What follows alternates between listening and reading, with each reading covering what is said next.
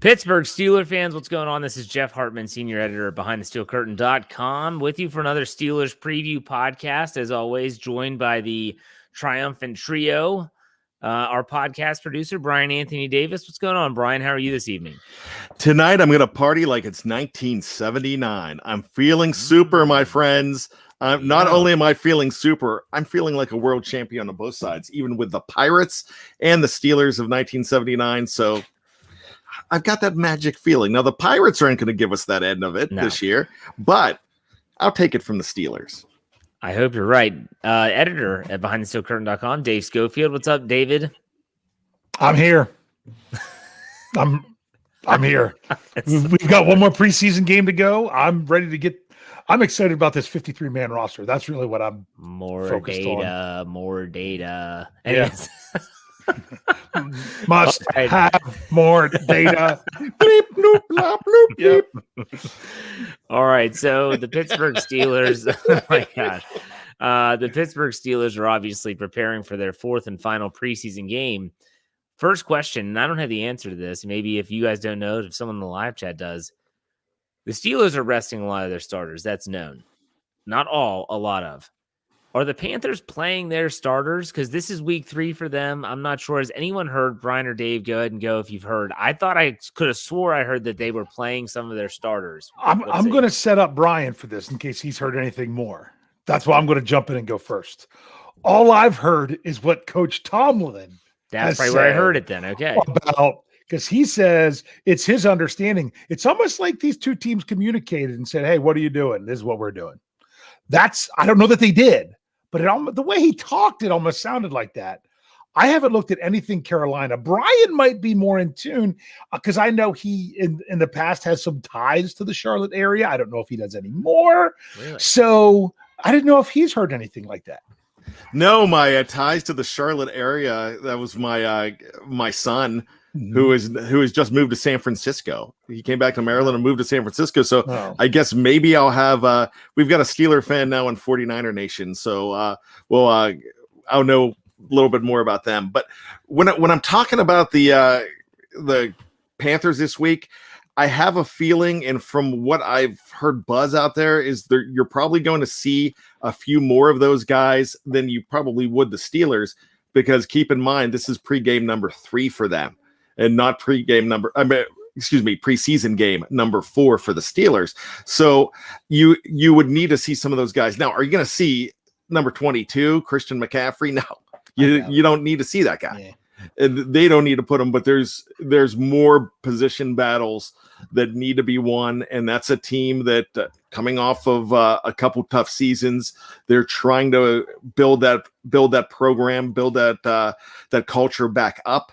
So I could see them playing a few more guys as far as guys looking to start and to get them on the same page.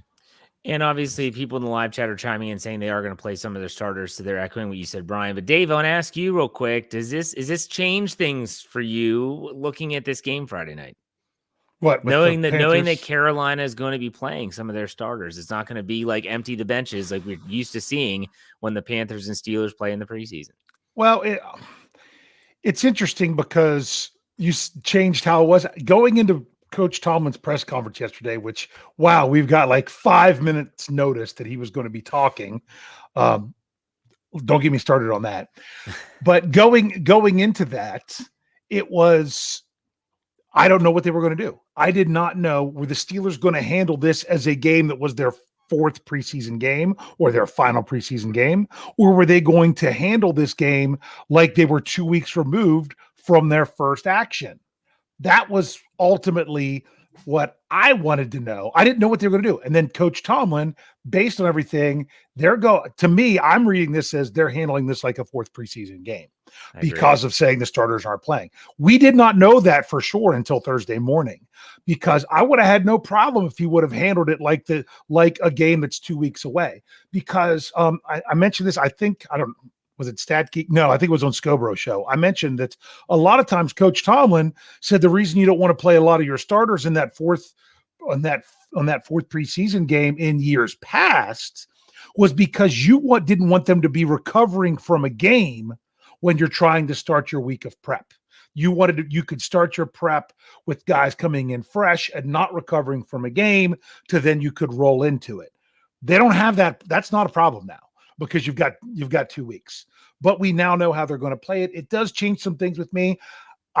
This is a chance for some players that are going to be filling in for guys that aren't playing to show what they can do against the best competition they've seen all year.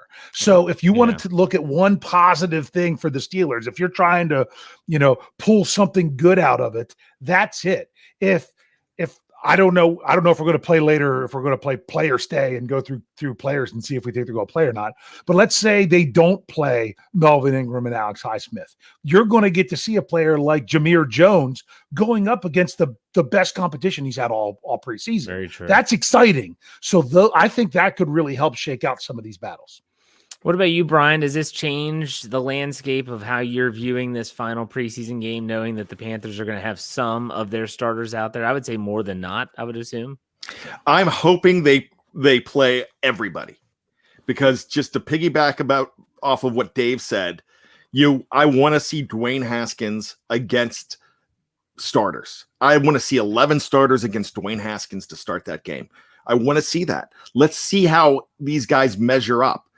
Remember, as much as you love to see a W at the end of it, this does not matter. It's how these guys stand up to the competition. And this is the first preseason game that the competition is going to matter, where it's not gray faces as much, because with the Steelers situation, having that fourth preseason game and not having to play everybody against a team that might possibly be playing more starters, that just benefits the Steelers so much more. So if they end up losing this game 30-14, but you get good showings from a Dan Moore Jr., you get good showings from Dwayne Haskins, you get good showing from, like Dave said, Jameer Jones, and of course Kendrick Green, and you see how they stand up against not a bad defensive line in Carolina with those starters. So I would love to see that. And I'm hoping we see everybody of significance for that team, because that just benefits the black and gold so much more. Speaking of Haskins, I want to get your all's take on something. When Dwayne Haskins spoke to the media this past week, he mentioned how the Steelers do things differently than where he was in the past, i.e. Washington. And the scouting reports that Mike Tomlin gives, he said it's just never been done. Dave, you heard this. I know you did, or at least you read the transcript. Did you think that's throwing shade, or what was your take on that, I guess I should say? Can you say for sure that he didn't mean the preseason? No. But the way you would read it / hear it, I read it. So I that might've been one of the sound bites I heard. I didn't listen to his whole interview, but you have to think that it's like, that the Steelers do more. I took it as the Steelers do more for a preseason game than what Washington did in the regular season in preparation of coaching.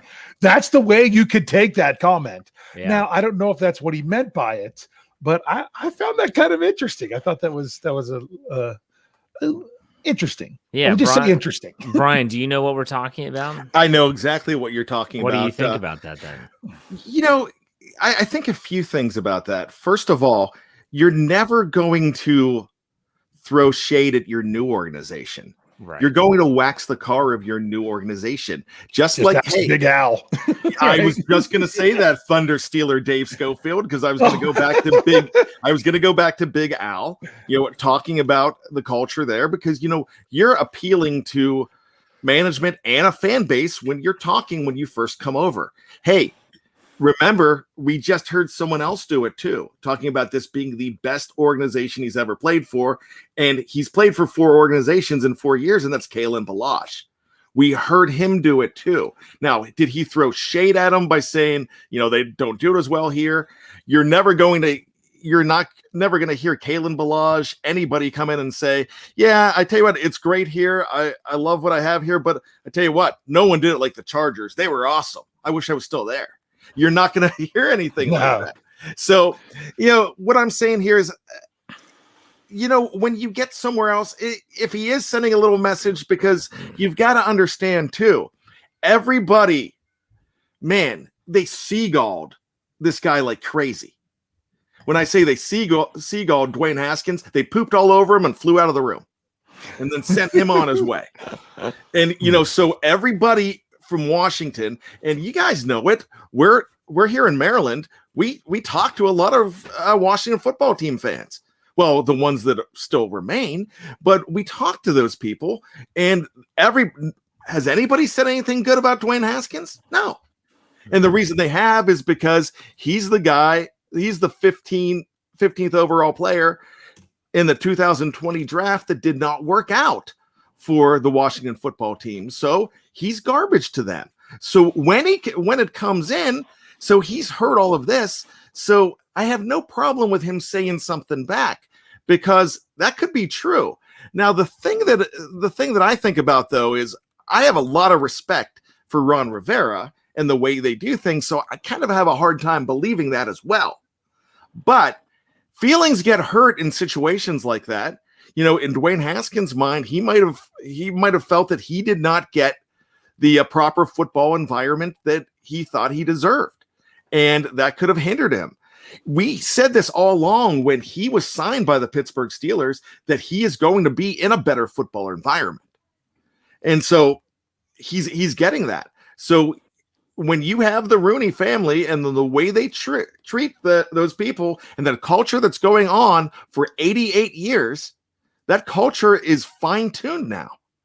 And there's no culture with Dan Snyder in 20 years in Washington. There's a culture of a lot of, my gosh, last year at this time, we were talking about lawsuits and sexual harassment and all these, the culture was terrible in Washington, to the point where they thought that the whole organization was burning down. So he's going to say that about his new team, and there's probably some truth to it, but there's also some car waxing and saying, hey, please keep me, because I love the culture. You compliment the ones that you want to keep you around. I'm so happy to be here. Well, and he wants to hear back, we're happy to have you, Dwayne. That's what he's looking for. And that could happen when his name is on the 53-man roster, if that happens. Dave, did you want to chime in on that or anything? Yeah, well, first of all, Brian said the whole thing about being seagulled. That was pretty interesting. I thought of Finding Nemo immediately. Like mine. Mine. My thing is I understand what you're saying, poop's going to fly away. I will say this. The only way you get seagulled is if you're standing somewhere where they can do it. So it's not like he didn't have anything to go to. You know what I'm saying? It's not that. Granted. Yeah. But I think he's standing in a better place in Pittsburgh, if you know what I mean.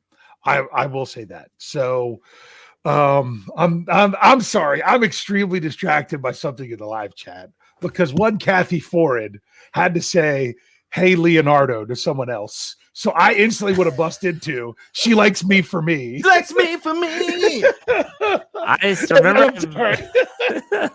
there was an after party or after show, whatever we called it, that I started with that song. Yes, you did. Yes, you did. Got to throw back to that one. Anyway. Who sings that song again? Blessed Union of Souls. There you go.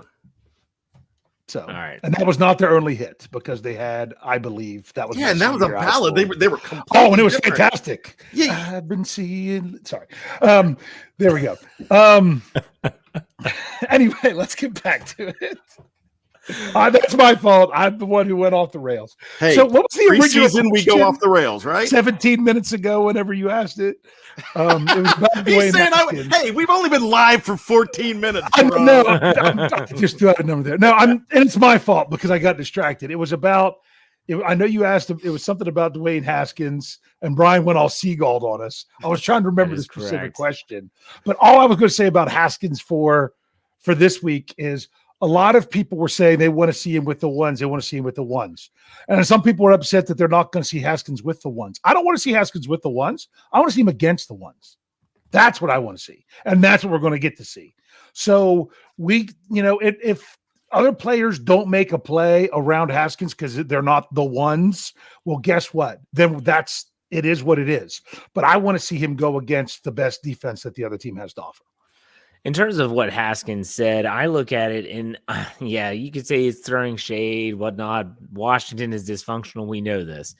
I look at it and it gave me a glimpse into what the Steelers do leading up to a game. I found that to be absolutely fascinating. The fact that Mike Tomlin has his assistants, his probably was it a quality control coach that they hired this past offseason?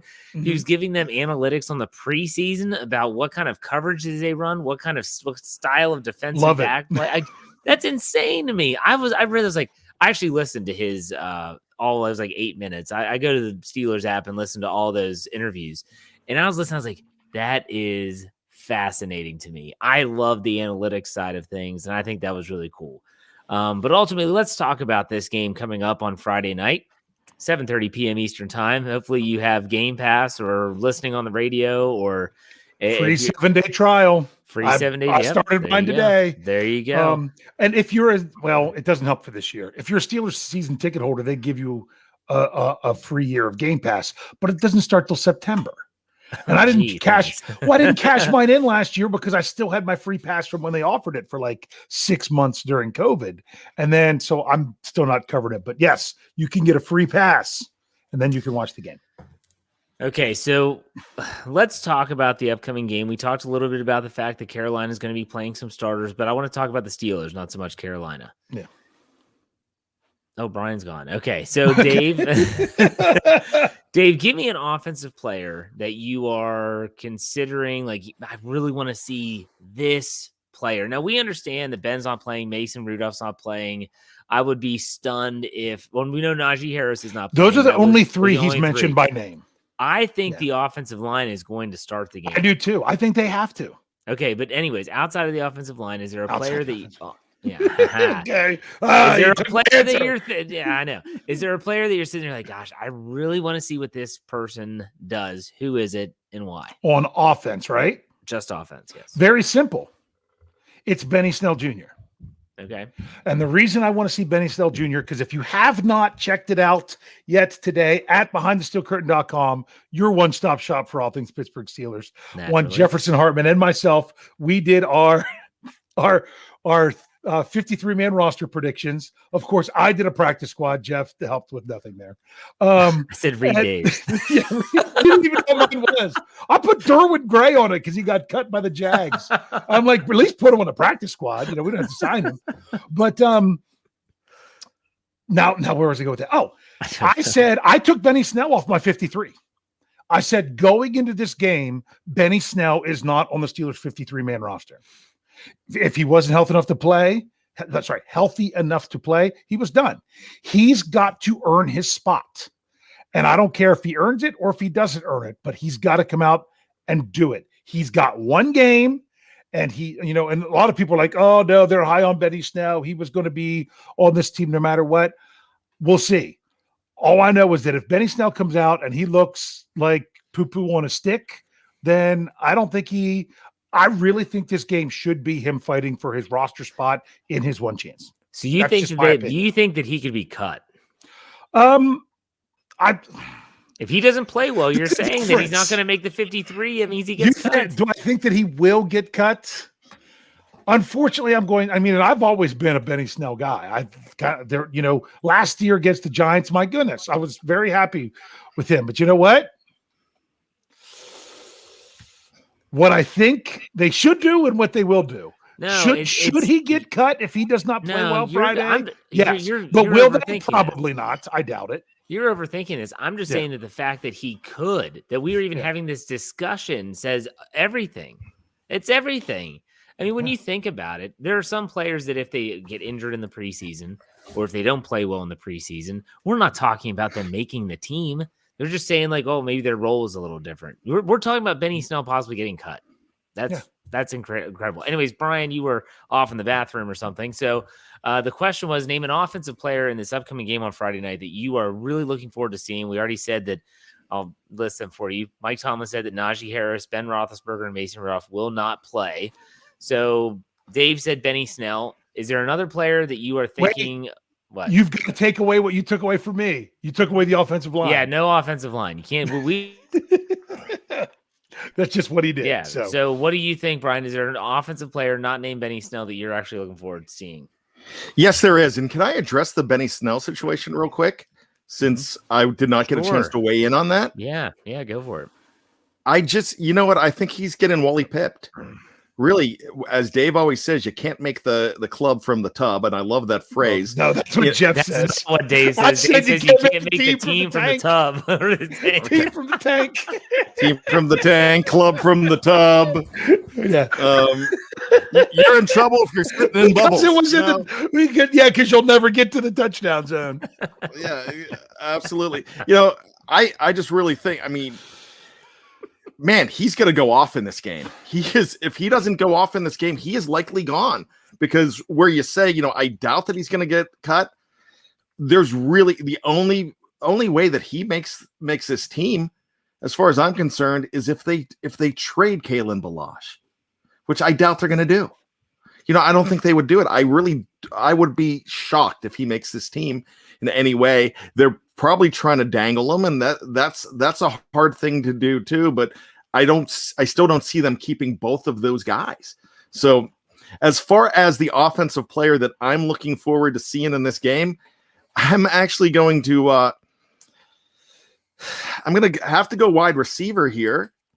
And I'm going to say that the guy that I look forward to seeing is one Ray McCloud. And here's the thing. Ray McCloud did something very interesting last week. He was paying attention, and he saw my man Matthew Sexton, number 80, for another decent, actually a really good return this week. The one the week before was decent, and he saw it. And what does he do? He takes a short pass in the flat from Dwayne Haskins, and he runs it for 30, 40 yards. He reeled off a big one on that. You think he was fired up watching Matthew Sexton? Because that guy is a threat to his job. So I would really love to see what he's going to do to counter, because I realize I'm talking about special teams guys here, but he could answer by catching some balls and making magic happen on the receiving end. And obviously he had a rapport with Mr. Haskins last week. I could see him doing something. You have other guys like a Rico Bussey looking for a job, but there was a lot of excitement over a guy like that. Like there was Isaiah McCoy way at the beginning. In fact, I said Isaiah McCoy's a guy to watch, and he was one of the first cuts. So there's some guys, looking to try to a lot of talented receivers looking for jobs. I would say not just number 5 being Ray, but 6, 7, and 8. Like Anthony Johnson, and there's guys out there that look really good. Number 15, Cody. I just lost his name. Cody White. There you go. There's talent there, but Ray is a guy that is fighting for his job as well, and I could really see him coming up big on offense. I don't disagree with you, Brian, but my question is this. I'm going to answer your query with a question. Does Matthew Sexton have a reception in this preseason? That's what I was going to bring up. Because if he's not a viable option at receiver, Ray McCloud's job is as safe as they come. Is there any NFL team that has just a return man? He had one called back. Dude, Sexton had one called back. Because according to his official preseason snaps, he has one target with no receptions. Well, okay. So that's my only thing. I like Matthew Sexton. I think he's a great story. Andrew Wilbar wrote a great article about him and talked to like his high school coach and stuff. It's a really great piece. But man, if he can't catch the ball out of the backfield and be a viable option at receiver, is Ray McCloud's job even in jeopardy? Because you're going to waste a 53-man roster spot for a return guy. This isn't Stephen exactly Logan. What I had said. Well, let me play devil's advocate here, because Dave made a comment last week. Well, not even just a comment last week. I believe the crux of his show today was about on Steelers Stat Geek was about the fact that you need to have special teams ability to some of these guys that are fighting for roster spots on defense and everywhere else. They need to have special teams ability, right? Yeah. So with that being said, I think they look at it a little different. I could bring up guys like Allen Rossum in 2007. I can bring up guys like Darius Hayward-Bay made some catches, but Stephon Logan in 2010, you have guys like that were sole kick returners. And last year, for a good bit of the time, so was Ray McCloud, just a return man. I think he kind of made the team last year. Well, we didn't see him in preseason action, but he made the team as a return man even more because of the ability that he showed. And then he turned around and they started throwing him those little bubble screens and passes like that. And he showed some worth there. So I think he was a kick returner first.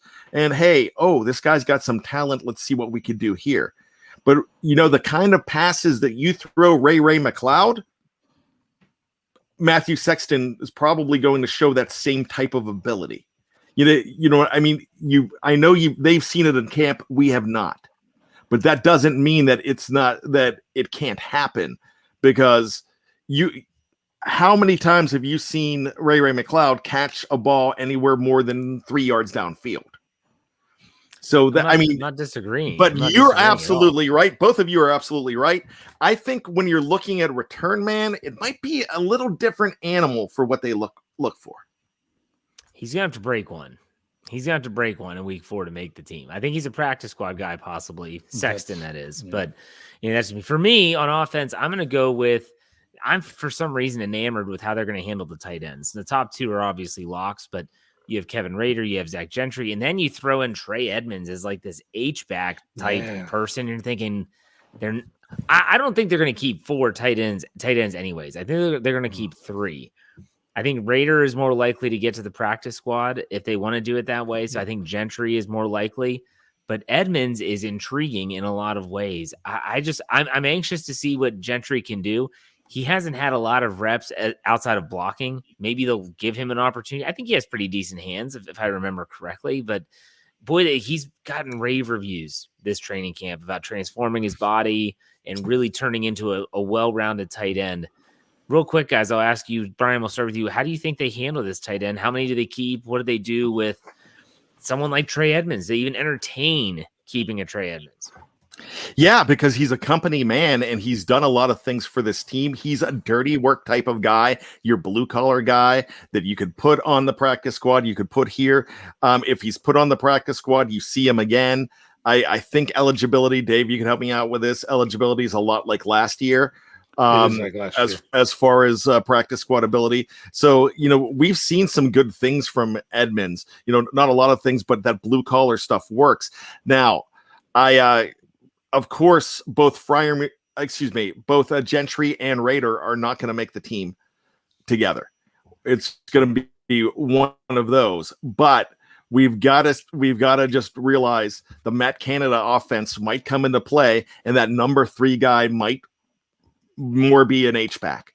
They might want to go in that direction because you have more of that ability, because you're not going to keep 2 fullbacks either. The only other thing that I can think of is if they do what not a lot of people would think they would do, but they go ahead and cut Derek Watt. Am I saying, they should cut Derek Watt? No, I'm just saying that could be an out of left field surprise play where they go ahead, because man, he's $3 million a year. And that's a guy that they can move off of the roster in a cost cutting move and keep Edmonds there and possibly go with a Gentry or a Rader. So I don't see 4 tight ends, but I could see that possibility of an H-back or maybe the fullback being everything.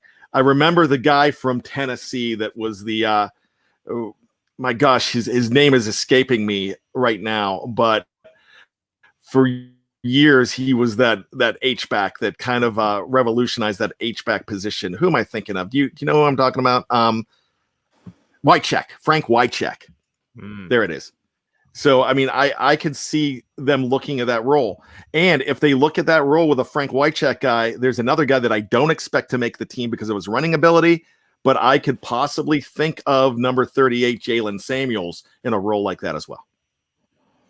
What say you, Dave, on the whole tight end H-back type debate? Well, it's funny because I think I'm getting all my shows mixed up. It might have been on Scobro or something that we were talking about Jalen Samuels, and it was the whole notion of Jalen Samuels is the guy that you thought could maybe be that H-back, but Trey Edmonds is doing it better and actually playing in that role. And they haven't done Jalen Samuels in that role. So right now, here's the question. Just put it out there. I doubt it. Any chance the return of Benny Snell is actually in an eight? Do you think they put him in at any H-back to say that he might be the guy that they're wanting to do those kind of things? I don't know. We don't know. Instead of a Trey Edmonds. But I will say this. Here's the thing about Trey Edmonds. Because he's in a normal year, he would not, what had been normal years in the past, he would not be practice squad eligible. But now that you can have up to 6 veterans, they get paid a little bit more. But unless this changed in the last CBA, and I was trying to figure this out, and I haven't seen that it did, there's just a minimum salary for a practice squad. If the Steelers cleared out salary cap space, you could pay a guy on the practice squad what his normal salary would be to keep him from going to another team. So if they wanted to keep someone like Trey Edmonds, and then you can elevate 2 players every time, but granted that adds to who you have active and everything else. But if they want to keep their young guys on the 53, once you elevate him twice, then after that, he'd have to go through waivers and stuff like that, which makes it tricky. But if that's something you want to do to start off the season until maybe there's an injury somewhere else, because that's what happened with Trey Edmonds last year. He was on the practice squad and then ended up on the regular roster later in the year as injuries happened. So there are other options there, but I'm very intrigued by them using that role. That could make it that makes it tricky trying to predict this 53-man roster. So I could see someone like that sneaking in. I don't think it would be in place of a Derek Watt. I think it would be in addition to. All right, so that's the offensive side of the ball. When we come back after this break, we're going to be talking about the defensive side of the ball as well as some over-under and trivia. So if you're listening on the audio side, head over to part 2. If you're watching live on Facebook or on YouTube, don't go anywhere. We aren't going anywhere. Be right back after this break.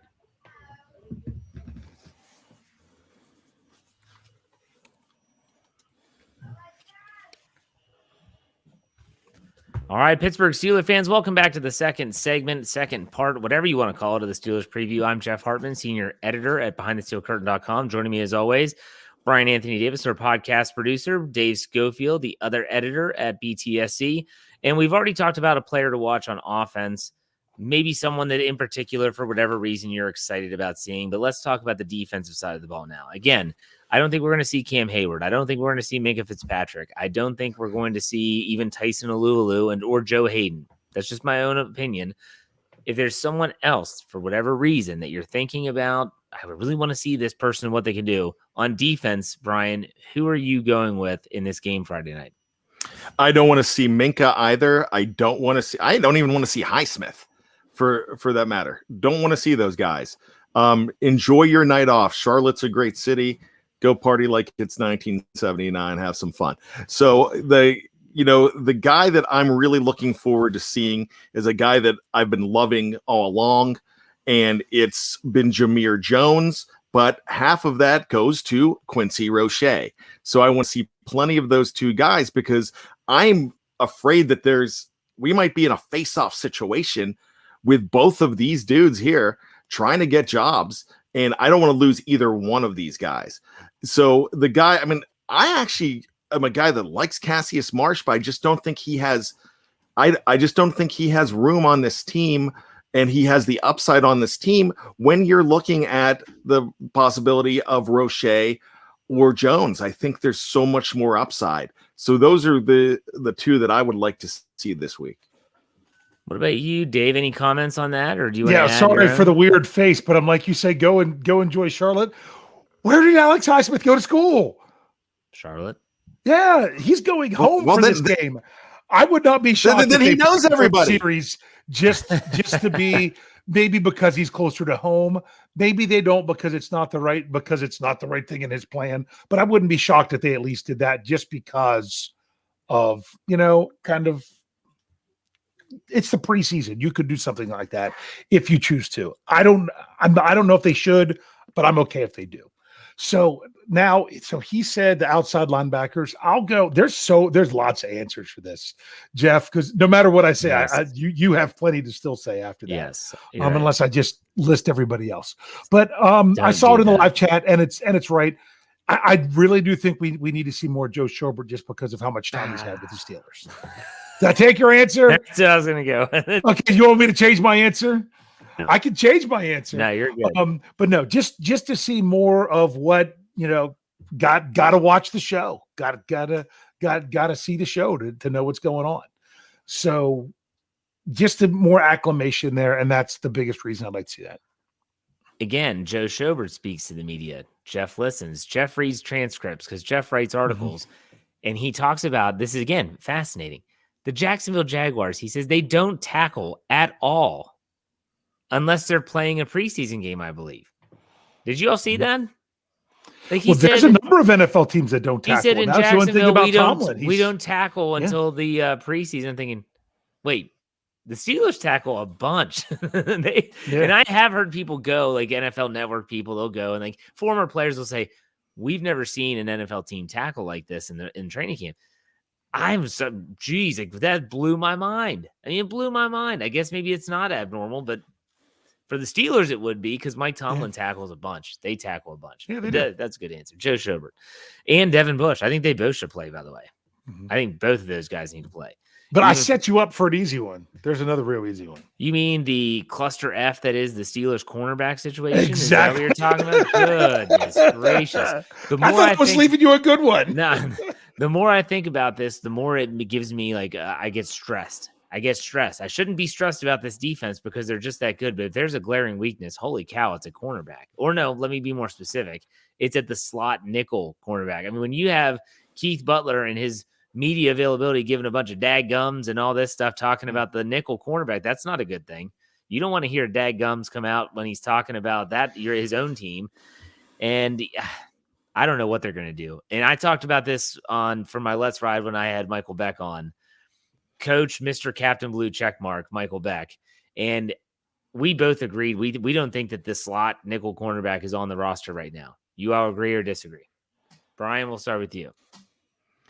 I disagree. I think he's on the roster. I just don't think they know who he is because that's a problem when you're almost at the regular season. Who are you bringing in right now at this juncture that's going to be? No, not right now. After cuts, like when they trim the rosters, I think they're going to find someone that they like and they're going to bring him in, like a Ross Cockrell type. That's tough because you're dealing with a guy who's had no camp in Pittsburgh and just throwing him in. That's you get into Avery Williamson territory there where how much are you getting out of a guy? I mean, this is a completely different position, but remember when you bring in Vance McDonald and it took him towards the end of the year to kind of gel. I mean, he didn't really show up until the last quarter of the season because he came in right before the Carolina preseason game that year in 2017. So those guys don't get a chance to gel. I think it's going to be a Norwood or somebody like that, and they're going to see what they have. Yeah, and this is where you can get down to the nuts and bolts of the defense and the nickel and how some people are. Shannon White, our own Shannon White of Behind the Steel Curtain. He's on the Steelers hangover with you, Brian. He says they're going to go with like a by committee approach. I think that is a recipe for disaster, in my opinion. You'll get a team like the Ravens that'll say, we're going to put this personnel out so that you bring Trey Norwood out on your nickel, and then we're going to run right at him. Like, we're going to run it right down that guy's throat, and he won't be able to do anything. Mike Hilton was a very unique beast in his abilities at cornerback. Dave, I'll let you chime in. What do you think? I wouldn't put all my eggs in the basket of having to find somebody else, because what if that right piece isn't there? You know what I'm saying? I would say. Well, let me ask you this. And so who is it now then? If it's on the roster, who is it now?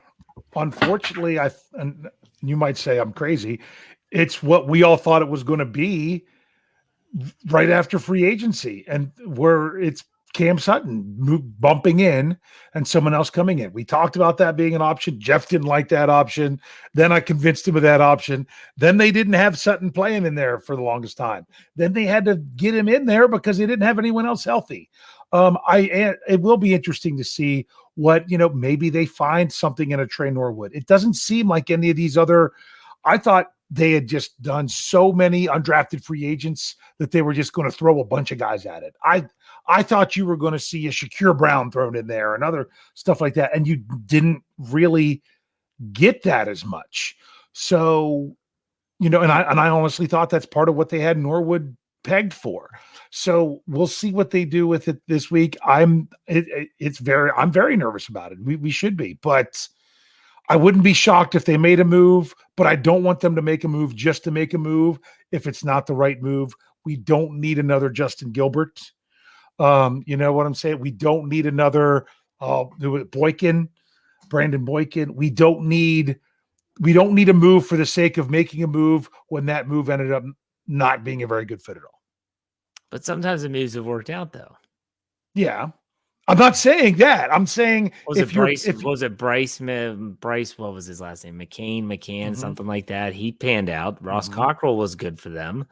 So sometimes it does pay. I get what you're saying. What I'm saying is I wouldn't bank on that being my answer because I'm not saying that it won't work out, but there's a chance that it might not. And then think about it. When the Steelers brought in Boykin, they never put him in there because they said it took him forever to get him up to speed and he was never, ever ready. And Steelers fans wanted to see him and they basically said he's not ready and never got ready.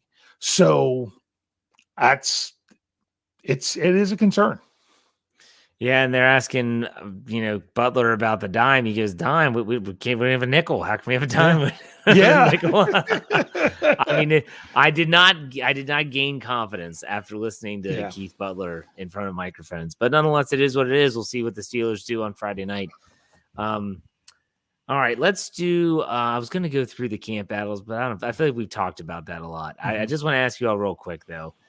Let's talk about the battery, the special teams battery. Okay, the trio.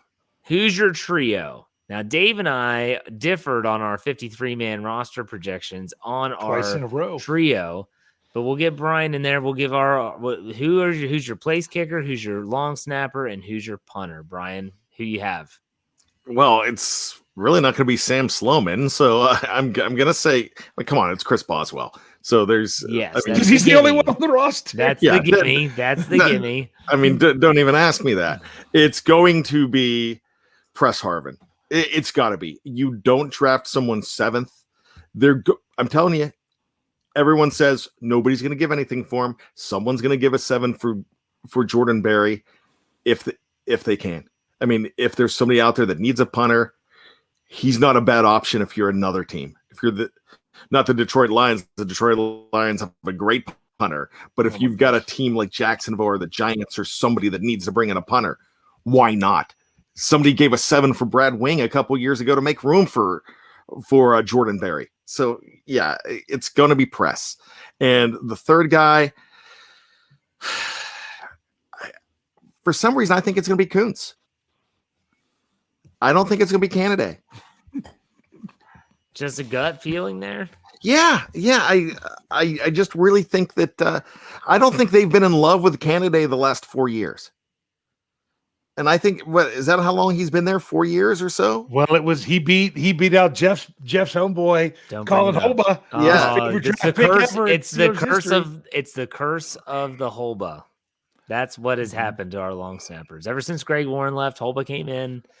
And everything was going to be grand for the next 2 decades as Holba snapped his way into the Ring of Honor. And then Canada beat him out. But and honestly, Holba had I'm going to get back to it. I know you guys want to laugh about it, but still, if you're clocking the snaps, Holba's was way faster. But if you're not spot on consistent every time, then it doesn't matter. Wait a second. What are you talking about? Are you talking about back in back when it was Holba and Canada? It was obviously that Holba was a more powerful snapper. I've never heard that. He was not consistent enough. he had inconsistent snaps, even though he had a faster snap. So this is like breaking news for me. Like, I seriously have never heard this before. Is that a stat you pay extra for on Honestly, Pro Football Focus? you know who talked about that? I will tell you who I heard that. I mean, not personally, but who I heard talking about that was Tunch-Ilkin. He was saying, he's like, this other schlub at the time, they said it because it was when Coble was still the man and just won the home run derby and everything. They're like, he's got a little bit of an arc to his snap where Holba does not have that. It is a rocket. They're like, the only way Holba doesn't win this job is if he's inconsistent. And then as time went on, they talked about, his snaps just aren't consistent enough. So that's what it comes down to. Sorry if I jumped in on this, but I'm going to say the reason I said Christian Kuntz is because if he didn't have a legit shot at this, he would have been cut last week. The fact that they still kept a long snapper for another week is because they're not sure who it is. And I think he's a better blocker and a better tackler, which he's also a linebacker. Because he was a linebacker. Yeah. He's better on punt coverage. And my goodness, like when he first came in, at no joke, every single punt they could have called a hold on Cameron Canaday. That's all he did. He would snap and hold whatever defender showed up in his way. And he got called a couple times, but they could have called it even more. It was not good. So he's gotten better with that, but that's why I think they could go cheaper and wouldn't lose much. I don't know why we're talking so long about long snapper. I don't know either. All right. I think I'll go with Canaday as the incumbent, and then we'll go to Boswell. Let's do some over-under. Yeah. Let's do some over-under. All right. So for this upcoming game Friday night, let's roll through these quickly. Steelers points scored. Okay. Steelers points scored. We're going to set the line at 19.5. Over-under, Brian. What do you think? Under. They're going to get 15 this week. Dave? I can't remember what I said for a score on Scobro, but that was before we knew who wasn't playing, which makes a big difference. So I'm saying under. I think you're going to see the least amount of points from. I think you might see less than what you saw in the Hall of Fame game. I'm going over. Haskins is going to light it up. All right, points surrendered. Okay, the defense gives up. That's over under set at 16.5. Over under, Brian. Over. They're going to give up 20. Okay, Dave. I'm going over as well. I'm going to go under. All right, let's go Steelers sacks. That means they're getting the sacks, defensive sacks. 2.5 over under, Brian. Let's go over. They're going to get 3. Okay, Dave. I'm actually going to go over as well with 3, but my other bold prediction with that is they will all be in the second half. I'm going to go under with 2. Dwayne Haskins passing touchdowns, 1.5. Over under, Brian. Let's say over. He's going to get 17.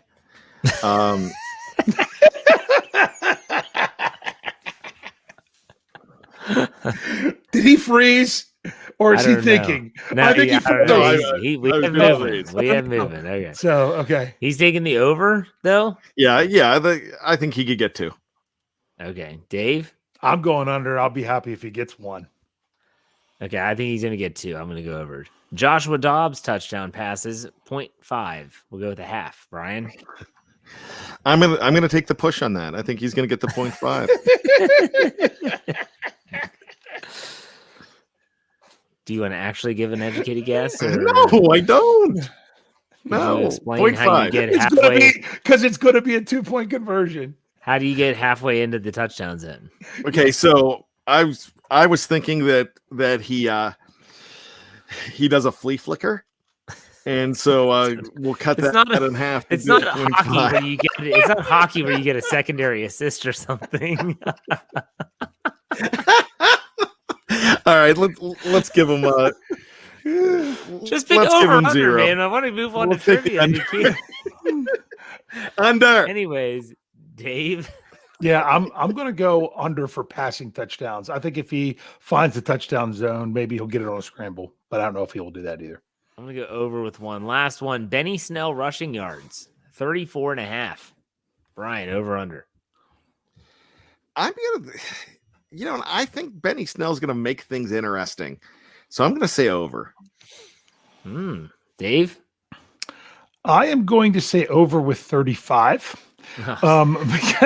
And honestly, and it's only if the Steelers play their starting offensive line to start with him. If not, I don't think he needs blocking in order to get yards. End of story. I'm going to go with under and say it's about 30. There you go. That's my over-under. Dave, do you have trivia tonight? I do. I have a couple. Brian, do you have trivia tonight? Actually, I do not. I had a great one on Monday night, and I'm like in bed. I'm thinking, oh, this one's awesome. I can't wait to say it. So this morning I went to write it out. I'm like, I have no clue what that one was. And it was Blockbuster. It was like burn the house down while we do this. Okay. Let's see. Which one do I want to do first? Okay. We'll do this one. Since the Steelers are playing the Carolina Panthers this week to finish off the preseason, it's been a long time since the Steelers had their final preseason game against an opponent. Obviously 2020 doesn't count. That was not the Carolina Panthers. Any idea who that was and when it was? The last time they finished a preseason and it wasn't the Panthers. I think I looked. I don't know the name of the team, but I think I looked this up a couple years ago. For some reason, I think it was like 2011. That was the last 10 or 11 was the last time that they did not play Carolina. I'm going to say that it was the Philadelphia Eagles that they finished up with. That's my guess. And the year? So Brian wasn't right? No. Oh. I was like, no. Suck on that, Brian. Suck on that one. All right. I don't know. 2004. You're closer than Brian. It was 2002. Oh. 2002, and it was the Minnesota Vikings. At home against the Minnesota Vikings, and it was a 17-14 win. So that just kind of was leading into this being the last preseason game. Yeah, believe it or not. So the other question that I had was this. As you guys know, I've been compiling lots of data because I upgraded temporarily my PFF subscription. It's permanent, Dave. We're gonna keep all these numbers. Even if you don't trust them, it's still data. And honestly, I just love getting the snap counts. And I mean, they even do what position each player is in for those snap counts. Like I can tell you right now the breakdown of how many snaps a certain player, like let's say an offensive lineman, I can tell you how many Dan Moore had at left tackle versus right tackle. All I would have to do is look it up real quick. You know what I'm saying? I love that. Are you going to tell us which player cracks his knuckles the most in the huddle? Well, they don't have that on here, so I think that's a stat that you'll find. Yeah, you have to pay extra for that. Yeah, that one's even that one's not the elite membership. That one's the super duper. The platinum. I got to know everything elite plus subscription. I mentioned Captain Blue Checkmark has that. Yeah. Just saying. Chris Collinsworth sends you a personalized video when you sign up. All right. Of him cracking his knuckles. Back to the question. We know that the Steelers were wanting to improve the run game going into this year. Art Rooney II talked about it in the offseason before the draft. You knew stuff was coming. Well, part of it is that you want to see the Steelers with improved run blocking. The Steelers have, for the 2021 preseason, now remember this is preseason, the Steelers have 2 players in the top 50 when it comes to run blocking grades. Not only do they have 2 players in the top 50, they have 2 players in the top 6. They have the number 6 and the number 1 run blocking offensive lineman for the preseason going into the last week. Who are those 2 linemen? I'm going to guess one. Mm-hmm. The top one would be Kevin Dotson. You are correct with the name, but not the position. Kevin Dotson is number 6 in the NFL in run blocking right now. He's number 1 overall, but he's number 6 in run blocking. Okay. I'm going to guess Joe Haeg. That would be correct. Joe Haeg is the number 1 run blocking offensive lineman in the 2021 NFL preseason, according to Pro Football Focus. And that's crazy because if Brian was reading the comments on articles today, he might have seen me actually say that because someone brought it up. They're like, oh yeah, Haeg grades terrible. He just needs to be cut. That's not true. his pass blocking is not good. He's given up 4 pressures so far, but that was in, no, remember, this is PFF pressures in how many snaps? In 71 snaps. And out of those 40 pass blocking snaps, he's given up 4 pressures. So if you think about that, that's not really what you really want. That's 10% of the offensive, pass blocking that he's going to give up a pressure, which isn't good. And now no sacks. They've all been hurries, and he hasn't given up a hit either. But I just found that very interesting that Joe Haeg did that, which kind of, when you go to make the team, I think this kind of solidifies that he's probably going to be, although I can't tell you which. That's why I kept 10 offensive linemen with this one. It was lazy because I couldn't tell you which one they're not going to keep. And if it's a weakness of the team, why not keep an extra one? But that was kind of interesting with Joe Haeg, especially if, even though we're talking about Dan Moore Jr. being the swing tackle, it might be that Joe Haeg could be the jumbo tight end if they do that, just because of his excellent run blocking grade.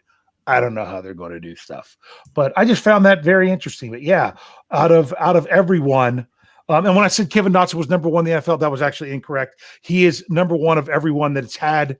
I think the minimum is supposed to be 40 snaps. There's some guy in Miami that only has 12 snaps that's barely graded ahead of Kevin Dotson. So I don't know if you really even count him or not. But yeah, Dotson he's tearing it up in the preseason. All right, that was good stuff. Good trivia. So we have about 5 minutes left. I don't want to screw people out of 5 minutes of awesomeness. So before we do final thoughts, I want to ask you all a question. You guys have been to a lot of Steeler games. In your opinion, what was and we don't need like a whole story about it, but what was the best win that you've ever seen live? The best win you've ever seen live. It could be anything. It doesn't have to be playoffs or anything like that. Just the best win. I don't care who goes. Brian, go ahead and go first. It looks like you have your answer. I'm going to say 1997 against the Jacksonville Jaguars. It went to overtime. I believe Bettis had a touchdown to win the game, but they had the Jags were on the 1 yard line, and the Steelers did a goal line stand. And it was just a fantastic game. It was right before, I could tell you this, it was right before Halloween, and it was the night that Jim Leland took the Marlins into Game 7 against the Cleveland Indians, because I just got to see the very end of it when I got home, because it was a 4:25 game, and I just rolled in to see like the last inning. But so I remember that well. But just a fantastic game, and we covered this. Tony and I did this on the retro show, and I remember at halftime 2 shirtless Jaguar fans that I was like so afraid that they were going to die, because the Steelers were going to kill it at halftime, and they were just running around going, woo, and just like taunting. And I'm like, oh, these poor guys, they seem like nice kids, and they're going to get murdered tonight, especially if the Steelers lose. So I think by the Steelers winning that game saved those boys' lives. There you go. What about you, Dave? Best Steeler game you've ever seen in person? I have a lot to consider. Anytime you see a playoff win, that's great. I was at the Miami game, but that's not it. The first game I ever saw the Steelers was them wrapping up the number 1 seed at Heinz Field the day after Christmas in 2004. That was fantastic. But the best had to be a game that I wasn't even supposed to go to, but could not get rid of the tickets. So I ended up going to Heinz Field on December 16th. Of 2018, and saw the Pittsburgh Steelers. One coach, Mr. Captain Blue Checkmark, was also at this same game, so this would be his answer as well. When I saw the Pittsburgh Steelers defeat the New England Patriots 17-10. And that was the Hayden interception. That was the Hayden interception game. I haven't been to a lot of games, so mine would probably be the game that I went with my friend who passed away from ALS. We went and saw the Bengals on Sunday Night Football. That was the year that Terrence Garvin broke the punter's jaw, if you remember, on the punt return. So that was the punter. I think his name was Huber, maybe. Kevin Huber. Kevin. Yep. Look at that. All right. Any final thoughts for the good of the order, Brian? Yeah, I'm really excited for this game because as much as it doesn't matter, it matters so much, especially to see, and this is what we talked about at the beginning of the show, what really matters in seeing how some of these guys stand up to a first team defense that is the Carolina Panthers, and vice versa, standing up to a first team offense when you're on defense. And we're going to see what kind of not only depth you have, we're going to find out maybe possibly what happens with those slot corners, what happens in a few spots on the offensive line, who's there. And I really think that you're going to say goodbye to somebody that you don't expect. I think there's going to be 1 or 2 trades this weekend. I think Kevin Colbert is going to be busy coming up on, not just this weekend, let's just say coming up to the 31st of August, where the cut down day is. Dave, final thoughts? Yes, I'm looking forward to this game tomorrow night as well because, it's Pittsburgh Steelers on the field. It's data, yay. But no, not the same data that we normally get. Okay, think about it. What was the kind of the idea of why to look forward to the Hall of Fame game? Hey, this is a chance to see these guys that we've heard about on the bottom end, even if the starters don't play, getting their first chance to make an impression in the NFL. Then the next week, what was it against the Eagles? My narrative was, hey, I want to see how they improve on certain things and how they're going to come back after that one game. Last week, it frustrated me when this wasn't the narrative for people afterwards. It was all about what are the starters going to do? You wanted to watch that first quarter more than anything and critique it because you wanted to know what these starters were going to look like. This week, what's the narrative?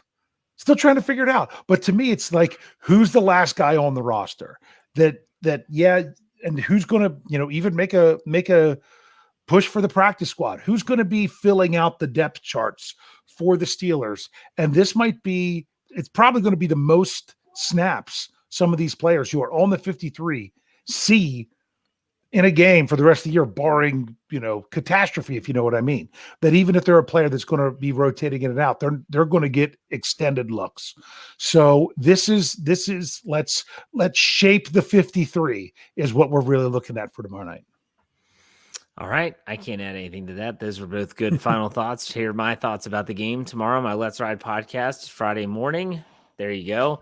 Dave, why don't you send us out? I was going to say before I do, can't wait to be back with you guys tomorrow night. Hey. Right. We'll be back tomorrow for a post-game show. Check us out there right here on YouTube or Facebook and wherever you get your podcasts or Steelers or Behind the Steel Curtain. We'll see you tomorrow night. Take it easy, everyone. Bye.